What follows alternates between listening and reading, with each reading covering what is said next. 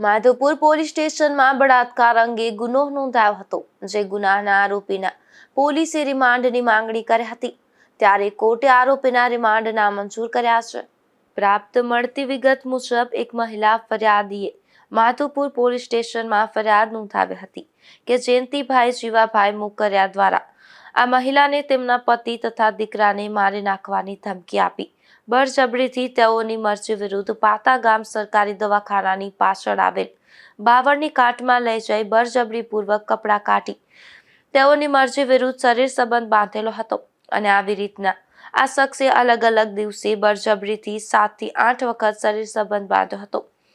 આ ફરિયાદના આધારે માધવપુર પોલીસ દ્વારા આરોપીની અટક કરી કોર્ટમાં આરોપીએ બનાવ સમયના ફરિયાદના નગ્ન ફોટા તથા વિડીયો પોતાના ફોનમાં રાખેલા હોય, જે મોબાઈલ પર મહત્વના પુરાવા તરીકે કબજે કરવાનો બાકી હોય, તેમજ આરોપી ગુનો કર્યા બાદ નાસ્તા ફરતા રહેલ હોય. આ સમય દરમિયાન આરોપીએ કોને કોને આશરો આપેલો અને આમ આરોપીને આશરો આપી અને મદદગારી કરનાર ઈસમો બાબતે તપાસ કરવી જરૂરી હોય, તેમજ આ કામે પકડાયેલા આરોપીની અન્ય કોઈ પણ વ્યક્તિએ નાસી ભાગી જવામાં મદદ કરેલ છે કે કેમ તેવા કારણો રજૂ કરી આરોપી પાસેથી માહિતી મેળવવા માટે વધારે દિન 3ની પોલીસ રિમાન્ડની વિગતવારની રિમાન્ડ અરજી મંજૂર કરી હતી. ત્યારબાદ આરોપી દ્વારા આ રિમાન્ડ અરજી નામંજૂર કરાવવા માટે પોરબંદરના ખ્યાતનામ વકીલ જેપી ગોહિલની ઓફિસ વતી વકીલ એમજી સિંગરખિયા રોકાયેલા હતા. ત્યારબાદ કોર્ટ દ્વારા પોલીસ રિમાન્ડ અરજીની સુનાવણી હાથ ધરવામાં આવેલ હતી, જેમાં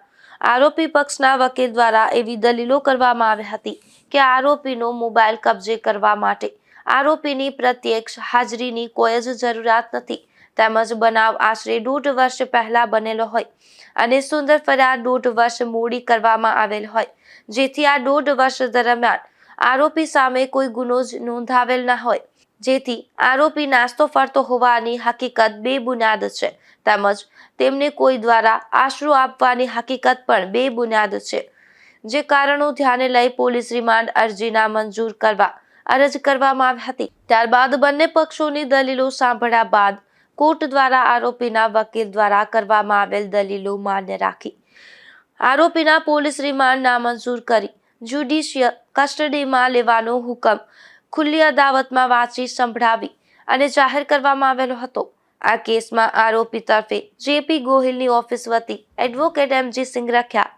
NG Joshi, MD Jungi, VG Parmar, Rahul M Singarkhiya, Jignesh Chavda, Mayur Savaniya, PB Parmar, Rinaben Khuti, Dharmesh તથા નીરવ લીલા રોકાયેલા હતા. નિપુલ પોપટ સાથે અશોક થાનકી, ગુજરાત ન્યૂઝ, પોરબંદર.